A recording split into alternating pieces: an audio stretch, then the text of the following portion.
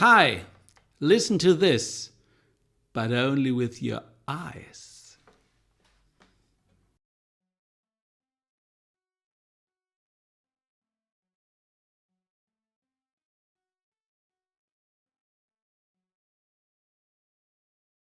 Now listen.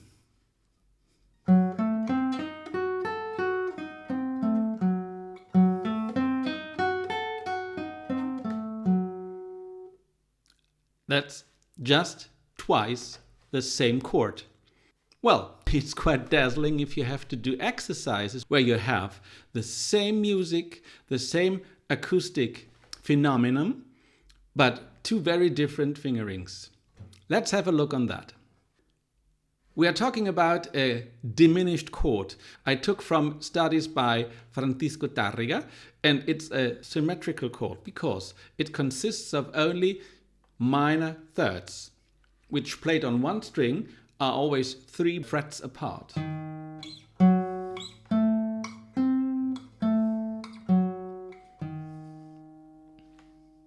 Now, before we come to the exercise, let me talk a bit about the perception of your own playing. The first thing that you probably do is using your brain, just reading the music. You have to understand what notes to play and where there are on the fretboard. The second sense that we use playing is a sense of sight. We just imagine how it looks. We look actually at our hands where we have to put them in on the fretboard and on the strings in order to play the notes that we read. The result of our playing is a hearing result. So we are starting to memorize and to learn how the music sounds.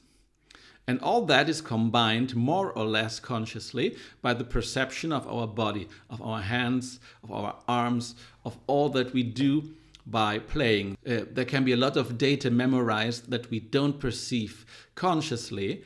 All these 4 fields of perception, when practicing pieces, combine a complex memory of an exercise or of a piece to play.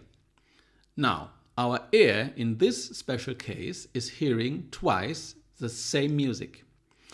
But our body, our brain, our sight, instead has very different things to see in those 2 fingerings. Now, let's have a look on this specific chord. What I play is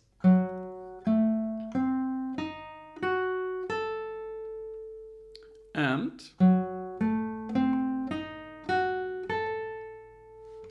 these are 2 symmetrical fingerings. We have 1, 4, 2, 1, 4, 2. Probably you would expect a symmetrical fingering for a symmetrical chord, but actually it's not that symmetric because when we play F sharp A, we have a minor third, which is 1, 4, the distance of 3 frets, very regular. Now we have to change the string, and we change from the D string to the G string in a distance of 2 frets because we are changing string. The same happens on the B and the E string. 1, 4, then 2. And this is regular. Now, what is irregular is the change from the 3rd string G to the 2nd B, because the minor third here is a 1 fret distance from 2 to 1. So actually it's not that symmetric. Keep in mind that this interval is just the same as this one.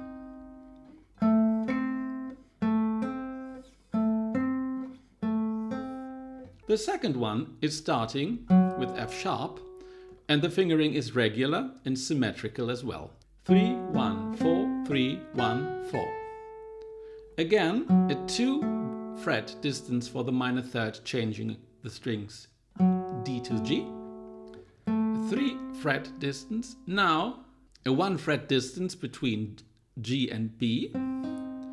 Again, a 2 fret distance between B and E string, and again the 3 frets. Okay, now let's come to the exercise. Tarrega proposes this fingering 1, 4, 2, 1, 2, 4, descending 2, 4, 1, 2, 4, 1. Then he's going up a minor third, continuing this game. I add the second fingering to Tarrega. I think Francisco can pardon me. Francisco? Yo.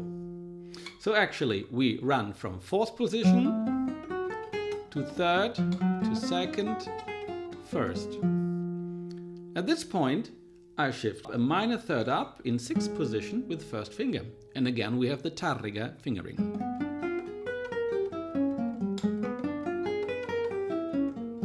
Combined with mine.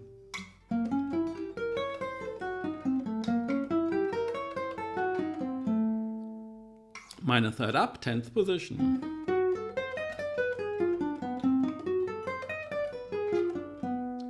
At this point, descending, I go just one fret, a semitone down,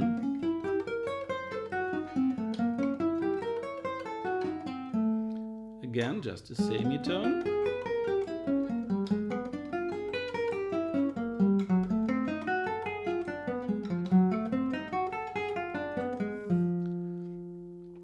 at that point the exercise could have finished. Francisco Tarrega in his time would not have been able to write an exercise like that without a solution, because the diminished chord actually some 120 years ago was dissonant, at least to the ear of Tarrega, so he had absolutely the need to resolve it. And what we do is this.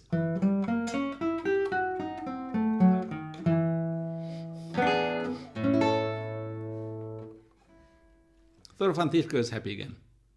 Now listen to all the exercise.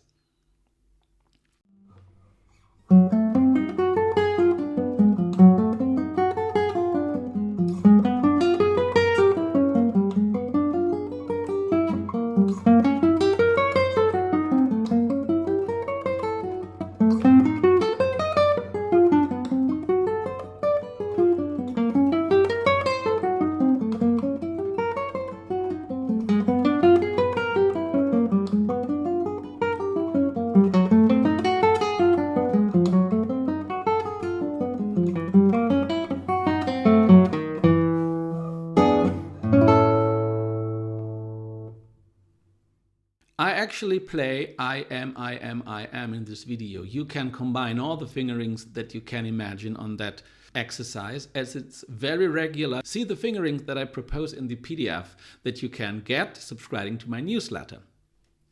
Thank you for watching. See you next time. Bye.